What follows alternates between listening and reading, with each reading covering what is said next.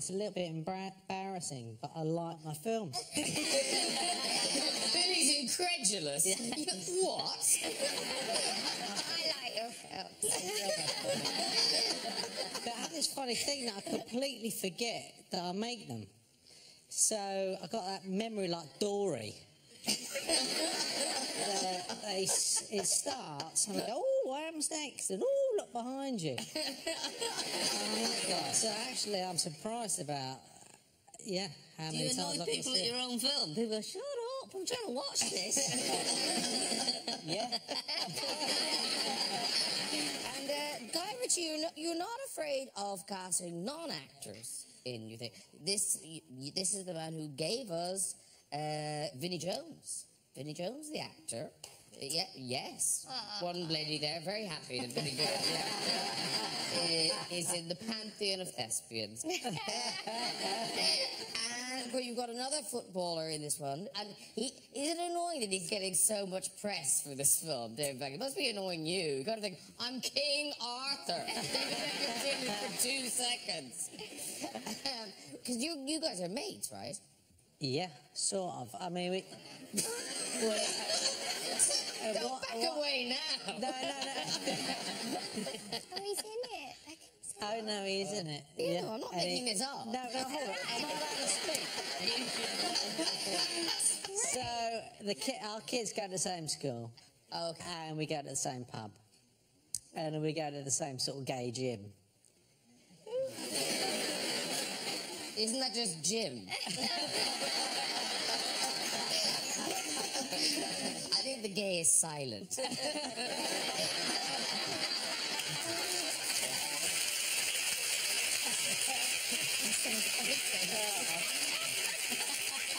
I set you up nicely there, didn't I? Thanks. Yeah, and one thing led to another, as they do. As they do in gyms. Yeah. And I've used it before in the previous film I did, Man from Uncle. And I've done a couple of... What's Still in the gym. Yeah, I've done a couple of commercials with him. I love him. He is... Talking... He's been on here. He is genuinely such a nice man. He's a lovely chap, but it just made sense. One thing led to another. But you did attempt to make him less beautiful in the film, didn't you? We tried. Have you got his. This is his Instagram picture of the day he was shooting. Yeah, that was down to me. I walked onto set and said, I think you should check the contracts. I have to be the most handsome man on set at any given time. You know, Bexy's not going to work for me. So that's what we did to him. But he's still in the film. Give him one. Yeah. I'll tell you what I would. I thought he was terrific. No, you know, not only just a lovely, kind, humble fella, but showed up so determined to do a good job. I mean, he's not an actor and has, I don't think, any real aspiration to be an actor, and yet I think he'd hired an acting coach, and he's so prepared and sort of nervous and determined. I thought, wow, good for you, David Beckham. Yeah, no, he is. And he's a really not that he needs my praise, obviously. He's a really impressive well, guy. It's about time somebody gave him a leg up. He just needed that, and he needed just finally a break. Yeah, finally. I love it. He'll be in Corrie next. Oh, dear. And a lot of actors, I think, when they get a big kind of, hero movie like this, they have to get into shape. But you were, like, incredibly ripped before this, weren't you? I wasn't, actually. I had just been doing the last season of a TV show I did in the States for many years, Sons of Anarchy, and I'd lost a lot of weight. And the character that I played was going through a great trauma during that last season, so I had lost a lot of weight, and that actually was a bit of a stumbling thing for me getting the role, because Guy had wanted a quite formidable Arthur, and so he was very concerned. I was Seth Rogen. Yeah. He was very concerned about this, and he would bring it up a lot through the auditioning process. And I finally thought, you know what, I had a eureka moment. I thought, we've all heard about the casting couch. Let's implement the casting cage. Where we go with this, Charlie? Go with this, boss. Don't play coy. So I said, let's implement the casting cage. And the last time the guy said, are you sure you can be formidable? And I said, you know what, pal? If you're so concerned about it, you know, because there was a big audition, there was lots of other little, you know, movie stars milling about this hotel, going in and out auditioning for Guy, and it's very awkward, these things, because you're sort of walking past each other in the corridor saying, yeah, good luck, mate. And so I'd seen who the competition was, and so I finally, when Guy brought it up one more time, his concern about my physicality, I said, let's just forget this. Turn the camera off. Why don't you bring those chimpanzees in here that are auditioning against me, and we'll have a little fight. And whoever walks out the room gets the role. And I maintain, although Guy denies it, that was the moment that I got the part. Because I saw a little, like, glint in his eye and thought, that's the cocky.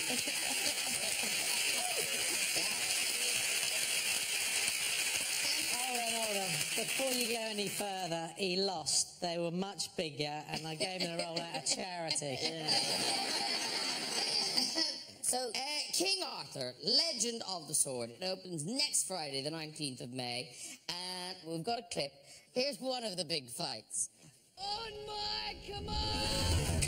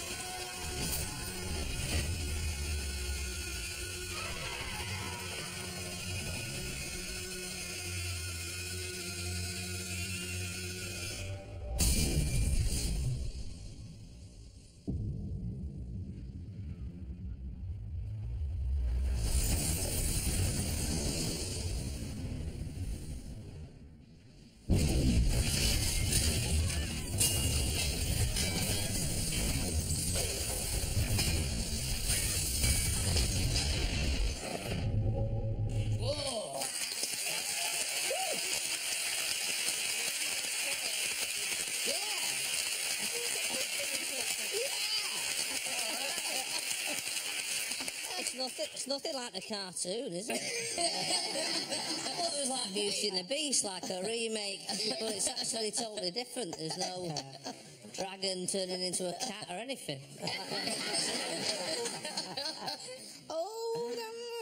Oh, really? No.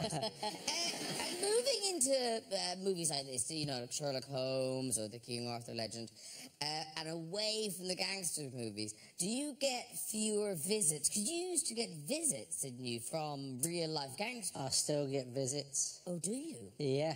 Like, as in knock on the door visits? Well, sort of, you know, those sort of things. They see you in the pub, or they already in your house visit?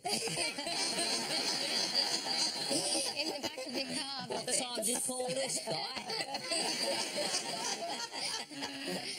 Yeah, there's quite a lot that goes on. There's a lot of sort of old gangsters that they want to share their stories with the world, and I am the default setting. If anyone wants to share their story with the world that has done really nefarious and nasty things to people, they come straight to me first. No, but you've put some of the stories in the movies, haven't you? Yeah, I mean, I think just about all the stories, like the fact that Charlie was born in a brothel in Arthur, that came from a chap that I knew. He was born and raised under the bed in the brothel until he was 15. And he sort of had a wonderful way about him that he was tremendously protective of all the ladies, and he was quite camp. But when it came to sort of being a bit of a chap, he was like an uber geezer. Yeah, yeah. So he had this wonderful sort of cashmere caveman quality about him. But I imagine very pale.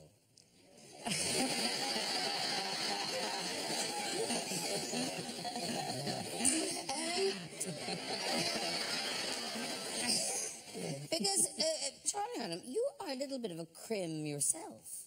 A crim? You've done nicking, haven't you?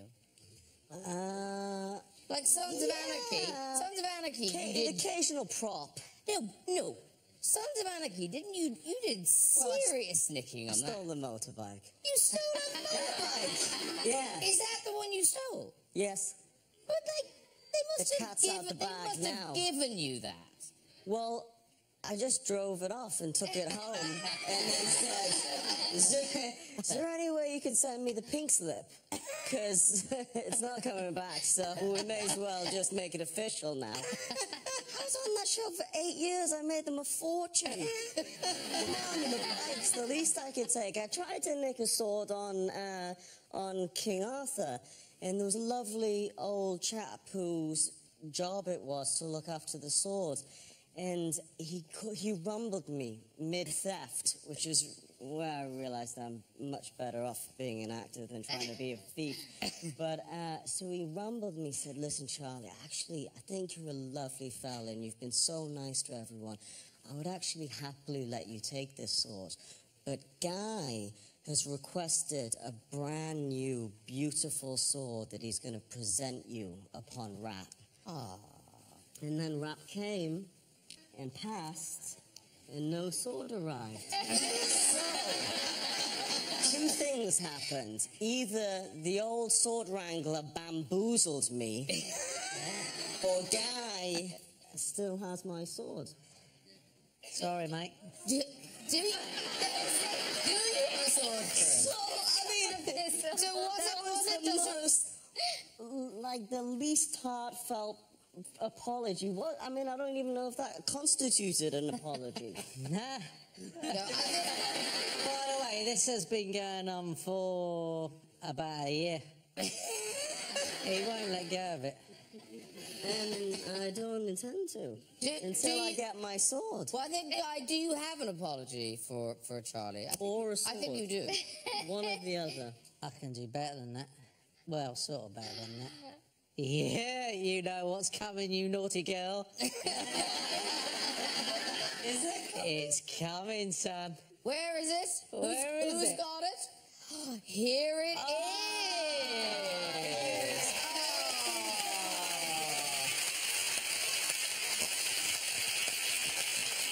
Nice. Oh, wow. I really did not expect that. Oh, that's proper. Oh, it's proper. Yeah. Wow. Charlie Hunnam, old boy. I'm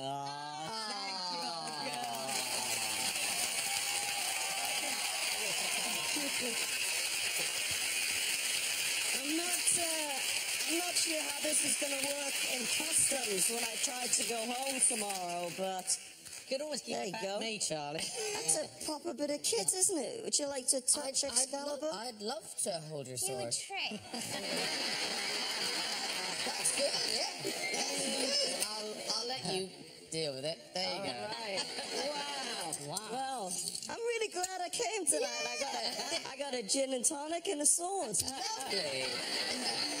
I will just put that there in case That's anyone gets out of line. Beautiful. Oh, what a beautiful moment. That was gorgeous. Wonderful.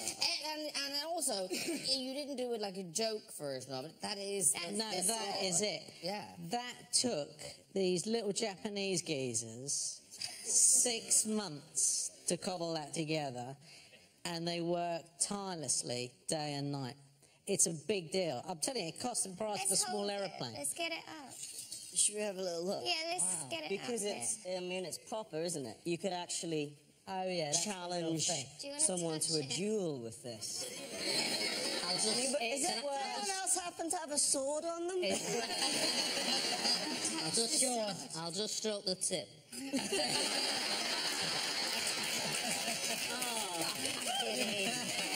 Unbelievable. Corrupted it. Have you played with it? I have. I played with it previously, yeah. You had to go first. Graham and I go way back. Yeah. Do you still have the lava lamp that you bought? You know, I'm afraid I don't. These two have history. That was Actually, anticlimactic. no. You know what? I might. That might be in the attic. It might be in the attic. I'm not sure. Only marginally better. Do you want it back? No, but I was so pleased at the time. You were the first really famous person I met. Right after we did Queer as Folk, there was a charity auction, and you bid on the lava lamp from Nathan Mahoney's bedroom and paid £1,000 for it. Did I pay that much? Yeah, you did, mate. You got a proper wine. That's coming out of the attic tomorrow. going back on eBay. Keep talking about it, Charlie. There'll be a little YouTube clip. A picture of the lamp. No, I think I don't have it.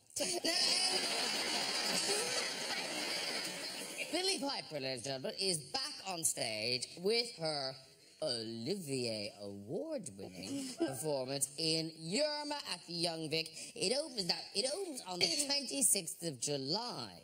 Yeah. So you should be really good by then. I mean, really, We'll be better good than then. Olivier Award-winning by then. Be good by then. Then till the end of August, and people, because I do think this is a great thing that they're doing this now. It's going to be one of those plays that's shown in cinemas all over the country. Live. Yeah, on the 31st of August. So, Yerma, I don't know this play. Tell us about the play. Well, I mean, there's the original and then there's our adaptation, but it's about a woman who finds it incredibly hard to conceive a child and in the end finds it impossible, and it's about how it destroys her life, her marriage, her home, everything, and so it's upbeat. The staging sounds extraordinary. Because you're all inside a glass box. We're all inside this glass box, so you really have no sort of relationship with the audience. It's all sort of contained, so you're just there with your actors, and it feels great, actually. I tell you what sounds exciting. Hearing you talk about the blackouts. They do these blackouts. Yeah, there's like a tandem show going on, because in the blackouts, they move the set, we undress and put something else on, and then they give us our props and we go. And we're doing it in like 15 seconds. So there's loads of guys in those blackouts in like night vision goggles, just leading us around the set. And your immediate reaction is to just punch them.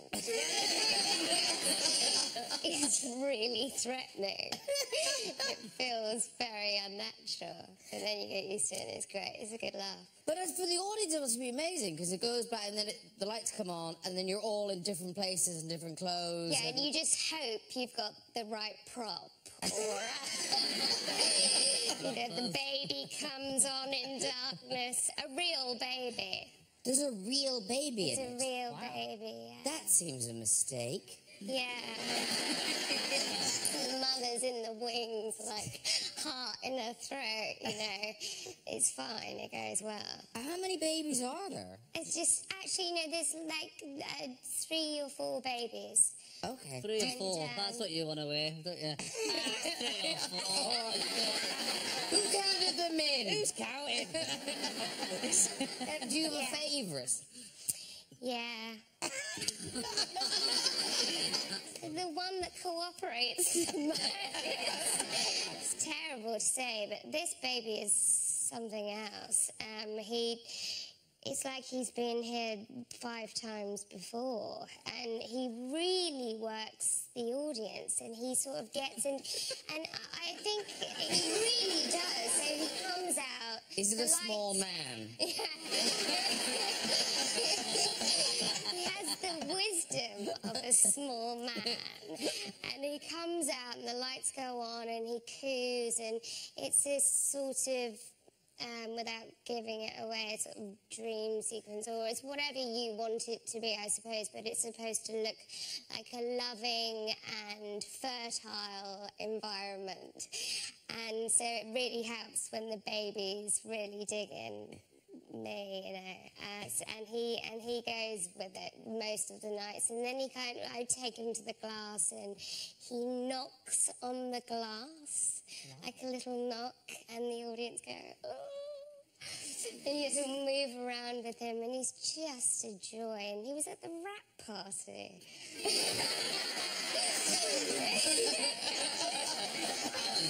Some of us, we were offering to babysit. Annie McGill, our dancing baby. Yeah, we were Brendan, the guy who plays my husband, I think has had play dates with him since. We were offering to babysit for this child. It's just amazing. I'm back in the kind of smash hits day. Did you and Charlie know each other, Billy? Because of No, because that was kind of Queer as Folk 90s. days, and you were a big pop star. You'd have thought you'd have been at all the same showbiz bashes. I can't remember you. I The mean, only famous person. Wow, that's cold. I know who you are know now, what you of meant. course. And I used to watch you in Queer as Folk all the time. And Russell T Davies wrote it, so... Right. Yeah, but I can't remember anything from those early Great. 90s. Wonderful. Thanks for that. There's more. Brilliant. There's believe more. it, I'm sure. There's more. No, because in my head, I thought Queer as Folk was your big break. But in fact, it was before that, wasn't it? Oh, it was indeed. It was indeed. The old illustrious Biker Grove That's days. what- Biker Grove! Were you ever in Biker Grove? No. No, I wasn't, but I loved it.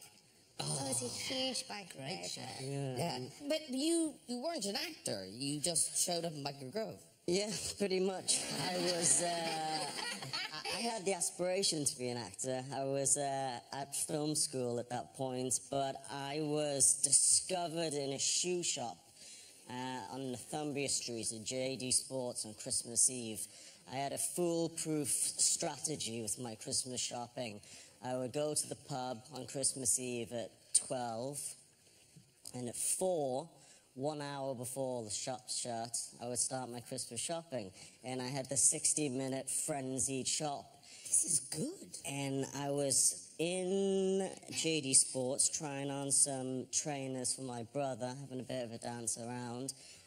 Drunk, obviously, as you can see. And there was a lady staring at me, and so I blew her a kiss and gave her a little wink, and it turned out she was the production manager of Biker Grove. So she said, "I think you're quite lovely." I said, I do too. And she invited me in, and I did an audition, and they gave me a part which I haven't seen since I did it, which is 20 years ago, and now I think you're probably going to humiliate You're right. me. Because, I mean, you are excellent as King Arthur, but... Probably not so great in Biker Grove. I think you'll agree that it was all here. It was all here in slightly raw form. So it's a very traumatic scene. It's not that you didn't shoot Ant out of Ant and Dec with a paintball gun, did you? It's not you. No, that Okay, wasn't good, me. because They were long gone. That was harrowing. They that. were long gone. No, this is you're doing. I'm blind, Dec. I'm blind. Horrible. Make a child of that. I can't see a bloody thing, man. Awful. Yeah. children's telly, that was. When they rolled in singing nettles to get out of school, I did that. You copied stuff I off back copied that. Yeah, that was awful. Well, It was a this terrible outcome. is a strange. I think it's a strangely adult storyline for Biker Grove. You play a model, and I think you're initiating a younger boy into the ways of being a model. My God. Right, look right now. Fantastic. Yes. Right, now straight ahead. Smile. Well done, lads. What's that? Cheese and scallion. Do you want one? It's a finger buffet upstairs, man. All right. Well, it's just, you know, my girlfriend made them for us.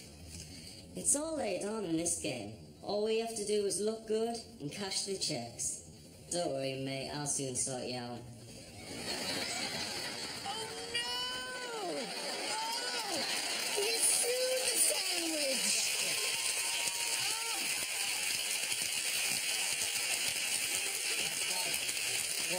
Wow. Are you in awe? Don't be nervous now. I'm still the same old Charlie.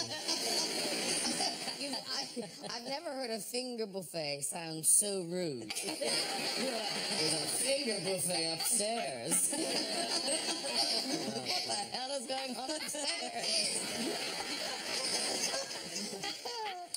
Would you have cast him off that? I have to tell you, I only wish I could have derived such a performance, Charlie. Had I known the talent was there.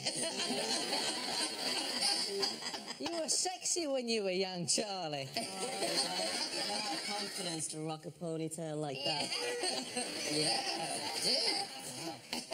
Now, Jason Manford. Jason Manford is back on the road on tour. The new tour is called Muddle Class. Yes. And Muddle Class is a good... Does it mean what I think it means? Yeah, it's a phrase that I sort of came up with, which was to describe, well, a lot of things, a bit, you know, muddling along and getting through those things, but it sort of describes me where I am, which is I'm from, you know, a working class background, you know, and but then my kids are sort of a bit middle class, so we're in this muddle space where I don't know where I am. I'm trying to, you know, try to keep your roots, but at the same time aspire for something else for them. And they're always like correcting me, you know, it's garage, Daddy, you know, stuff like that. I'm like, it's garage, get to bed.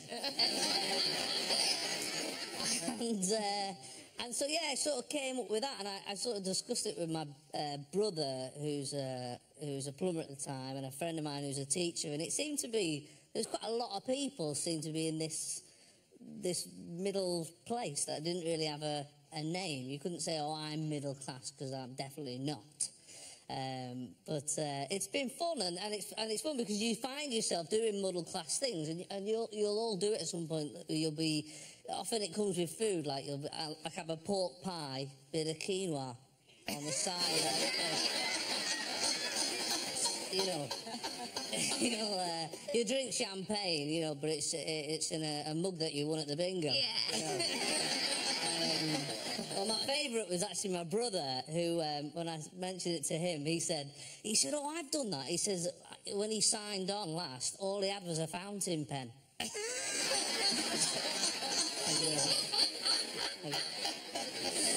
So, you know, there's a lot of fun to be had with it.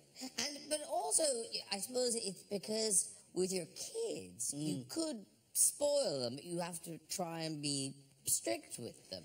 Yeah, it's tough, like, because, you know, as you're doing all right, you want to give them the life that you didn't have, you know, so, you know, but you have to be strict because you don't want to turn them into children that you hated when you were a child. Yeah. You know what I mean? You don't want them to be those kids, so it's tough, you know. I remember taking my daughter to get new school shoes, so I took I don't know if you've done this, Gary, but you've taken all of them out just by yourself, like an idiot. And took them all out. We've gone to buy new school shoes, and it's a busy day in the department store, and that most of them are being fine, and then just one daughter is just kicking off, just going for it, right? And you've not got the skills that your parents had, because, you know, laws have changed.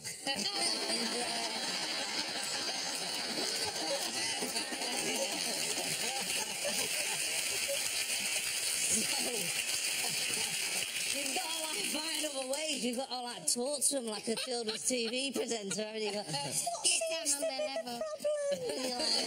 Then you get really close, you're like, when you get home, you are dead. So, like, you have to do it like nobody sees you. And, so she's being a nightmare, and I just couldn't wrangle her. I just couldn't work it out. And what happens is, the other thing with when you've got many children is that your other children start being good, really good, but not good because they want to be good. They want to be good to highlight how bad the bad one's being. They're like, we're being good, aren't we, Daddy? You're like, yeah, but it's not coming from a good place. And then in the end, I had to do that thing that parents do sometimes where you go overboard with the punishment. So, like, when they're not eating their dinner, you know, you're like, right then, you'll never eat again. You know, you can't back that up, you know. And I did it to my daughter. She was like, I want these shoes on, and she was being spoiled. And I said, right then, you'll have no shoes.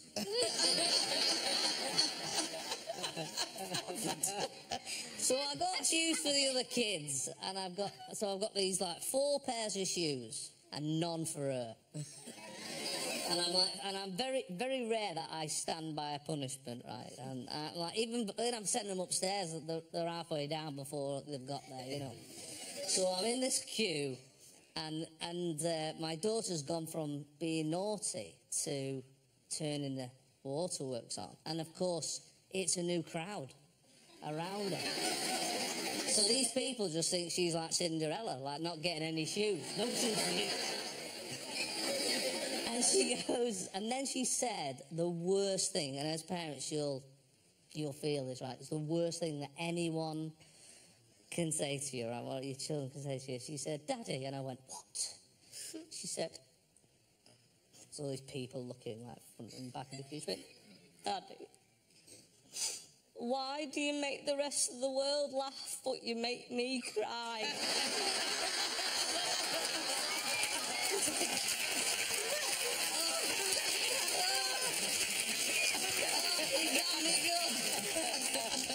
You got 3 pairs of shoes that day.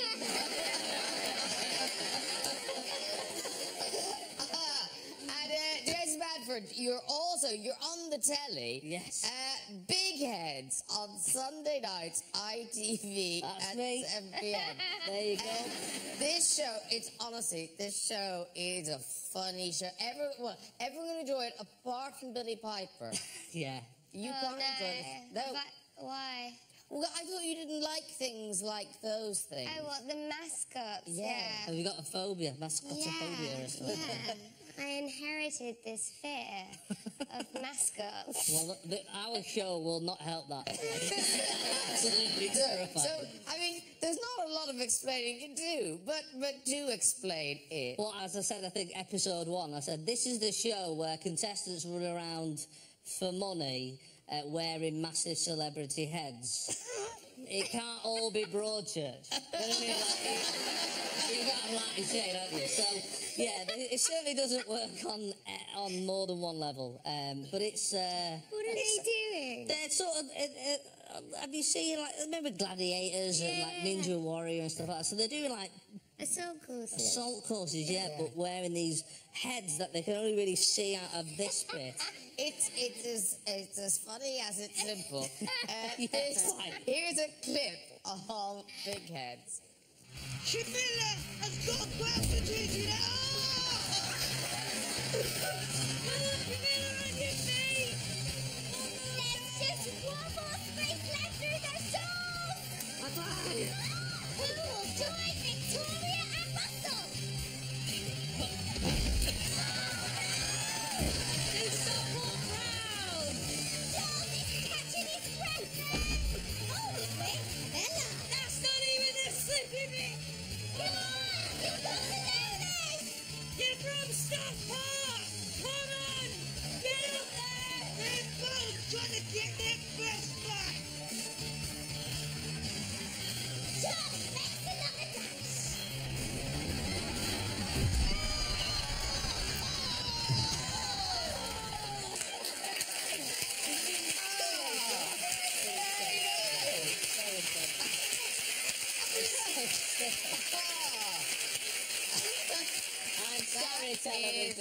That is funny. And it's time for music. This lady is one of Ireland's most celebrated artists, and now she's back with a new groove performing Should Have Been You. It is Imelda May!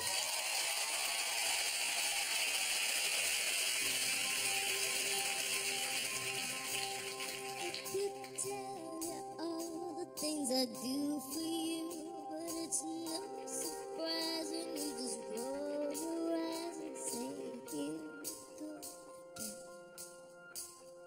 She's gone alone again. I should spare your love just a thing or two, but you don't disguise when I'm just one noise and was done before I begin. 'Cause you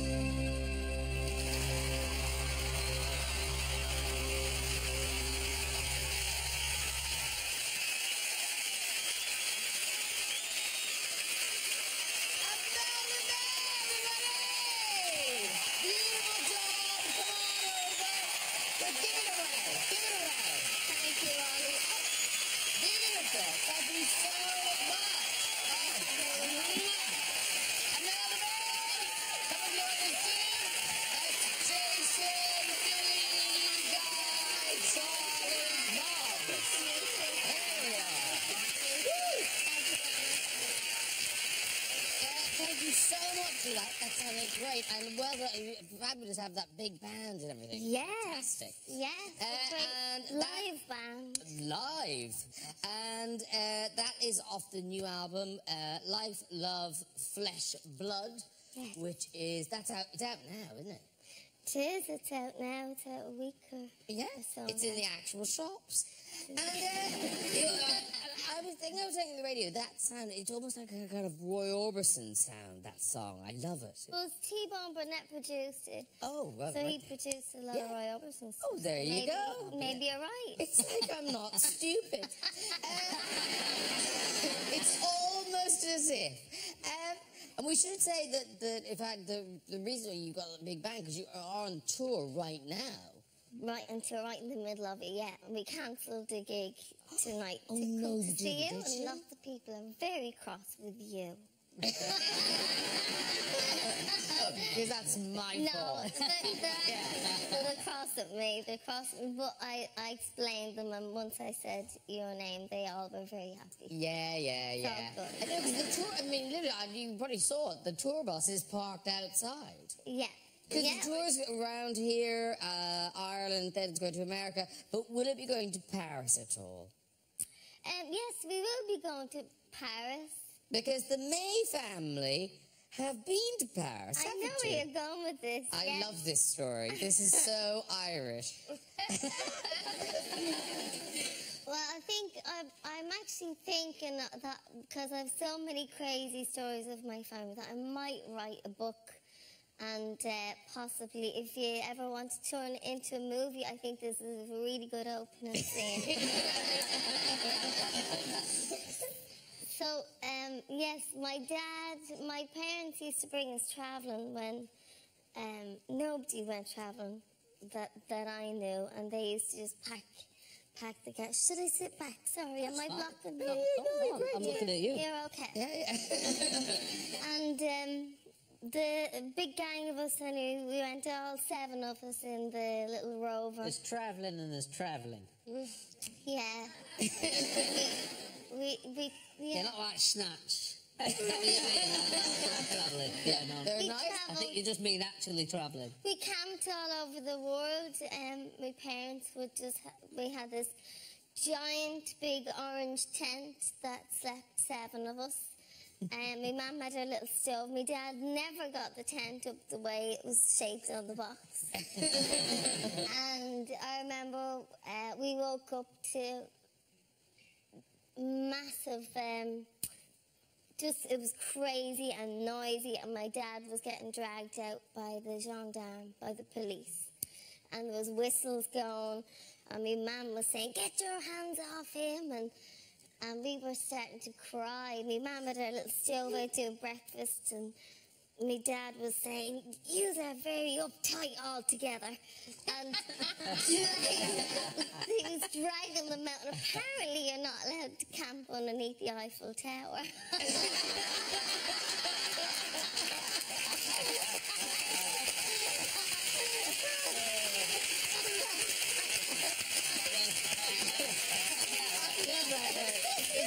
Frying an egg. Literally, yes.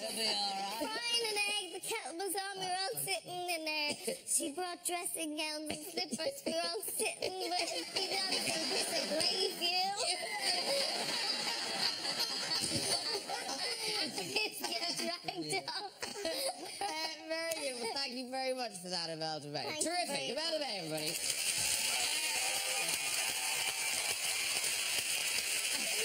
Right. That's nearly it before we go. Just time for a visit to the big red chair. Who's there? Hiya, Hi, what's your name? Matt. Matt. And where are you from, Matt? I'm from Cambridgeshire. Cambridgeshire. Okay. Do you live here or up in Cambridgeshire? No, just up for the day, Oh, visiting. up for the day. Up for this, yeah. The excitement. All right, off you go with the story. Well, a few years ago, I went on a holiday with a couple of friends to Crete. Extremely hot. On the first day, I forgot to take my sunscreen to the beach. So my mate had this huge budget, cheap, family-sized packet of sun cream. So I asked him, could I borrow it? And he told me no, because he'd require it for the rest of the holiday. So I spent the whole day in the shade. So that evening in the apartment, his budget sun cream was on the bathroom cabinet, so I went to the kitchen, took a fork, took the little plastic bung out, and I peed in it for revenge. So I put the bung back in, put it back in the shelf. In the rest of the holiday, there was sloughing his sun cream in, doing this all week long. And I told everyone at the pub when I got home, and everyone said what a lovely golden tan he'd got. Sorry. I never did. Yeah, you walk. You walk. Go on. Okay. Let's one more. Here we go. Hello. Hiya. Hi, what's your name? My name's Sebastian. Sebastian. Yeah. And where are you from? I'm from Newcastle. Newcastle. Okay. Do you live there or here? I live in Newcastle, yeah. Okay. Off you go with the story, Sebastian. Well, many moons ago, I actually went to school in Newcastle, and there was a disco coming up. There was a really popular girl at school. Usual sort of scenario, all the guys after her. I sort of waited to the last couple of days, and asked the girl, this popular girl, a question, if she'd like to go with me. She said yes. This was literally, I think, the day before the disco. Lo and behold, it turns out that she was actually going to go with somebody else. And that other person was actually Charlie. Sebastian Lippiat! That's the one, man. How do you know? Minister. Happened to two people! Rachel Gould! They're very same, yes. You know who it is. Wow! You know, at the time... You look older than me. Time I was there,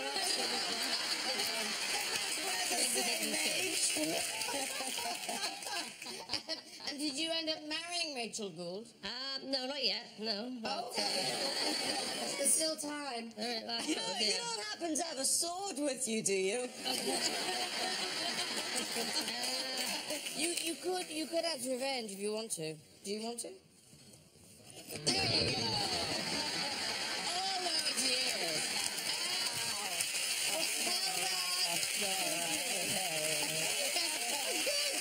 I wonder when you'd twig.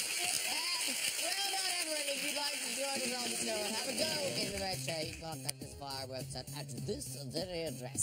And that is it for tonight. Please say a huge thank you to my guests, Imelda May, Jason Manford, Billy Piper, Guy Ritchie, and Charlie Hunnam.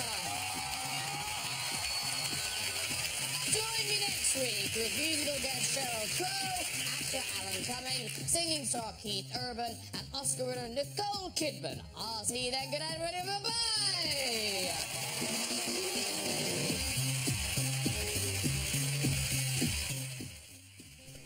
Cheesy snacks, Bucks Fizz dresses, earplugs. We're getting ready for our Eurovision party. Make sure you download the party pack at the website for yours, and join Graham Norton tomorrow at 8 here on BBC One, straight after Doctor Who.